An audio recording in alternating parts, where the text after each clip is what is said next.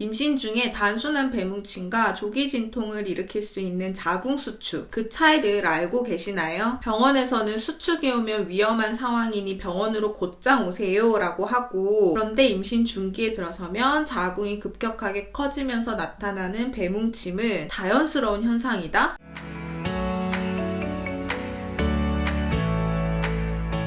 안녕하세요 여러분, 잘 지내고 계셨나요? 저 오늘 임당 재검 받고 왔거든요. 재검 받아보신 분들은 아시겠지만 진짜 하루 종일 병원에 있어야 되잖아요. 오늘 7시 30분에 아침에 집에서 출발했는데 집에 오니까 거의 4시 정도 됐더라고요. 물론 저는 병원이 좀 멀기는 한데 이따가 밥 먹고 집에 왔더니 4시가 됐어요. 그래서 너무 힘들어가지고 이렇게 침대에서 편안하게 촬영을 좀 할게요. 근데 오늘 카메라를 켠 이유가 제가 궁금한 것들 그 교수님께 좀 여쭤본 것도 있고, 이제 자궁수축이 굉장히 위험하잖아요. 저도 이전에 조산했을 때도 지금 지나고 나서 생각해보니 배뭉침이랑 자궁수축을 잘 구분을 못했었던 것 같아요. 이번에는 좀 많이 찾아보기도 하고 여쭤보기도 하고 그랬는데 잊어버릴까봐 오자마자 이렇게 전달을 하려고 카메라를 켰어요. 저는 오늘 촬영일을 기준으로 임신 27주 차가 되었고요. 보통 20주 정도가 되면 자궁이 커지기 때문에 배뭉침이 있을 수 있다라고 했었는데 저는 배뭉침이 없었어요. 그리고 최근에 25주차 정도부터 배뭉침이 좀 하루에 3번, 4번 정도 보이더라고요. 저는 경험상 자궁수축이 정말 임신해서 얼마나 무서운 건지 알기 때문에 그 단순한 배뭉침의 느낌이 딱 들어도 손에 땀이 나기 시작하고 무섭더라고요. 그런데 작년에는 그 첫 임신이기도 했고 자궁수축이 얼마나 무서운 건지도 사실 잘 몰랐고 그 단순한 배뭉침과 위험한 자궁수축을 잘 구분을 못했던 것 같아요. 통증이 크지 않고 이상한 느낌이 들기는 하는데 그 돌처럼 딱딱해지는 부분 있잖아요.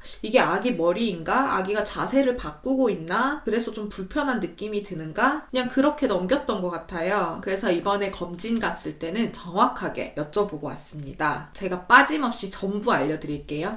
저 양수 없어가지고 매번 갈 때마다 좀 홍군형이 나고 오거든요.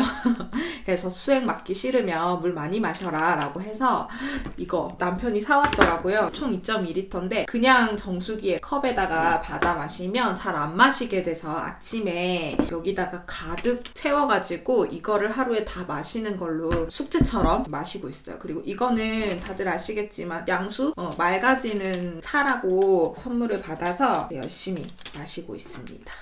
이렇게 우려내서 여기다가 400ml 정도 되거든요. 하루 종일 자기 전까지 다 마시는 걸로 하고 있어요. 물만 좀 열심히 마시면 아기가 집이 커서 편할 텐데 왜 이렇게 물 마시기가 힘든 건지 모르겠어요. 저처럼 물 마시기 좀 힘드신 분들은 이렇게라도 좀 열심히 아기를 위해서 물 마실 수 있으면 좋을 것 같아요.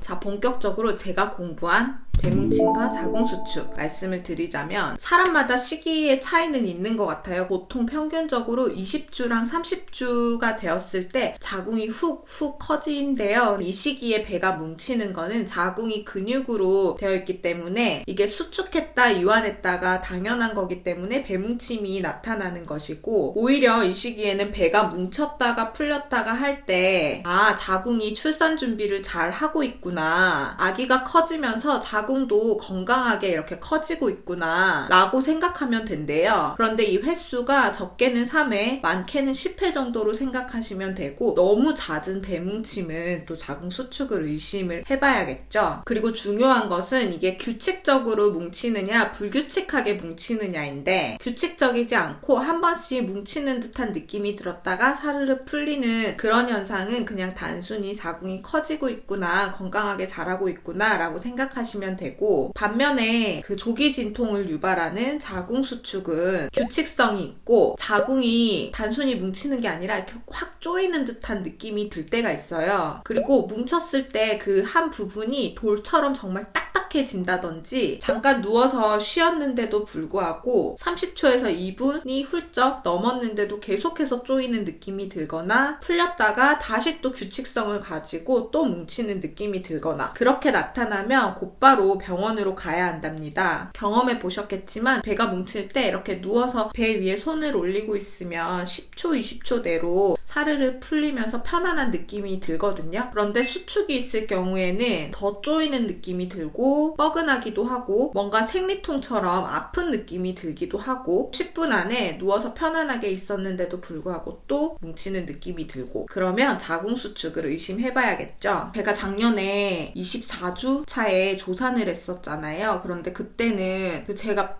아픈 거를 좀 잘 참는 것 같아요. 자궁수축 정도의 아픔은 그냥 뭐 참을 수 있으니까 이걸 병원을 가야겠다라는 생각을 잘 못했던 것 같은데 그게 굉장히 위험하고 저는 뭐 자궁수축 때문에 조산을 했던 건 아니지만 어쨌든 그냥 넘기게 되면 그게 조기 진통으로 곧바로 이어질 수도 있기 때문에 혹시 출혈이 동반되지 않더라도 자궁수축이 1시간 안에 3번 이상 나타난다면 병원에 전화하셔서 새벽에도 산부인과 통화 가능한 거 아시죠? 분만실이 있기 때문에 전화하셔가지고 증상을 얘기를 하고 확인을 하시는 게 좋고 그리고 1시간 안에 자궁수축이 6번에서 8번 정도 증상이 나타난다면 전화하지 마시고 그냥 곧바로 병원으로 가셔야 돼요. 병원 가면서 가는 길에 전화하셔서 지금 이러이러해서 병원 가고 있다라고 알려주면 더 좋을 것 같아요. 그리고 한 가지 더 말씀해 주셨는데 단순한 배뭉침인 것 같은데 뭔가 아랫배가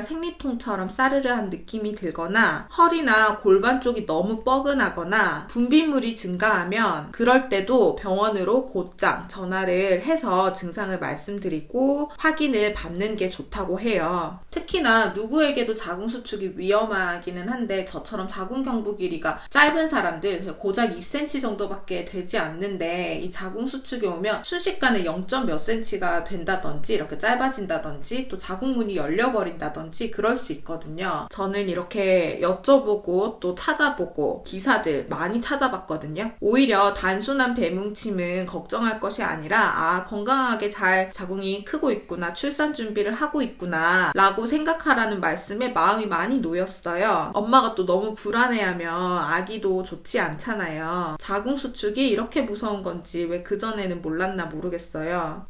가르쳐주는 사람이 또 없었기 때문에 괜찮나? 이 정도는 참아야 되는 건가? 라고 생각했겠죠. 그리고 이전 영상에서 임산부가 조심해야 될 것들에서 한번 언급한 적이 있는데 이 무서운 자궁수축을 유발할 수 있는 것들을 알려드릴게요. 그 임산부의 유두 부위를 자극하게 되면 옥시토신이라는 호르몬이 분비가 돼요. 옥시토신은 출산을 잘할 수 있게 돕는 호르몬이라고도 하는데 출산 시기가 아닐 때 유두 자극으로 옥시토신이 많이 분비가 되면 자궁수축을 일으킬 수 있어요. 그래서 조심하셔야 될 부분이고 그리고 임신을 했다고 성관계를 하지 못하는 건 아니잖아요. 임신 중에도 조심조심 성관계를 할 수는 있는데 그런데 저처럼 조산의 위험이 있거나 경부 길이가 짧거나 잦은 출혈을 보이거나 그리고 자궁수축이 좀 잦은 산모들 등등 상황이 좋지 않은 경우에는 절대적으로 피하시는 것이 좋겠습니다. 유튜브나 블로그 같은 거 보면 임산부가 먹으면 안 되는 음식, 금기식이라는 게 굉장히 많잖아요. 율무, 팥, 녹두, 알로에, 생강 등등 이런 음식들은 오히려 과하게 섭취하지 않는다면 괜찮다고 하더라고요. 그런데 제가 베이비 뉴스 기사에서 우연히 봤는데 파슬리는 15g만 섭취하더라도 자궁수축을 유발할 수 있대요. 그 파슬리가 들어가는 그 몸에 좋다는 오일만 주스 있잖아요. 독소 배출하는 그것도 그러면 조심하셔야겠죠. 15g 사실 정말 얼마 안 되잖아요, 양이. 저도 토스트 먹을 때 위에다 파슬리 막 이렇게 뿌려서 먹었는데 조심해야겠더라고요. 금기식이라고 하는 것들은 오히려 이렇게 조금씩만 섭취를 하면 그렇게 문제가 될 건 없는데 임신 중기, 후기에 임신성 당뇨나 임신 중독증 진짜 위험하잖아요. 저도 오늘 임당 재검을 했는데 근데 그게 전 아침에 이게 먹는 거랑은 상관이 없다고는 하는데 아침에 아기 잘 움직이라고 초음파 보러 들어가기 전에 초콜릿이랑 딸기랑 사과랑 바나나랑 또 차에서 먹고 또 포카리도 마시고 들어갔거든요. 예고 없이 오늘 임당 검사 합시다 라고 해가지고 바로 피를 뽑았더니 수치가 좀 높게 나온 게 아닌가라고 이제 제가 생각을 하고 있는데 어쨌든 재검을 했어요. 피 검사를 1시간마다 4번을 하는데 임당도 관리를 하면 괜찮지만 관리를 하지 않으면 정말 위험하잖아요. 그래서 저는 저는 오히려 평소에 많이 먹는 음식들 있잖아요. 그거를 너무 제한하고 식단 조절을 해서 가서 재검을 하면 정확하게 나오지 않을 수 있고 그 후에 통과를 하고 나서 더 위험하지 않을까라는 생각에 과식은 하지 않지만 평소에 먹는 음식들은 좀 먹고 갔어요. 그냥 그랬는데 다행히 4번 검사한 것 중에서 2번 이상 수치가 높게 당이 튀면 임당 확정이거든요. 한 번이 조금 경계에서 조금 높게 나왔고 3번이 정상 수치 안에 들어서 안전하게 통과를 했어요. 어쨌든 임산부 금기식이라고 하는 율무나 팥이나 녹두나 이런 음식들보다는 임신성 당뇨나 임신 중독증 굉장히 아기한테도 산모한테도 위험할 수 있기 때문에 짠 음식이라든지 지나치게 단 음식을 많이 먹는 거, 당 조절이 되지 않는 거, 몸이 붓는 거, 혈압 조절이 되지 않는 거 그런 것들을 정말 조심해야 된대요. 출산까지도 좀 관리를 잘 해야겠다라는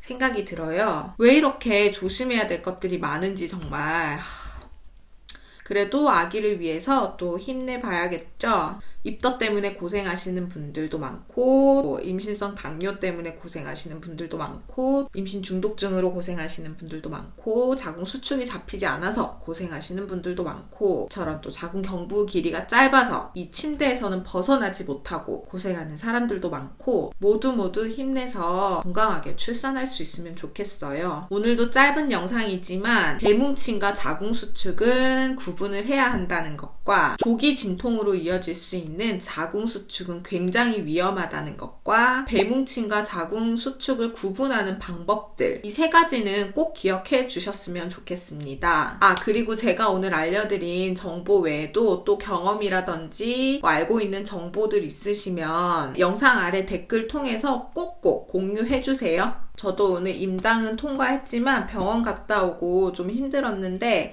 물 많이 마시는 숙제 잘 하면서 좀 누워서 쉬어야겠어요. 다음 시간에 또 만날 때까지 모두 건강하세요. 안녕.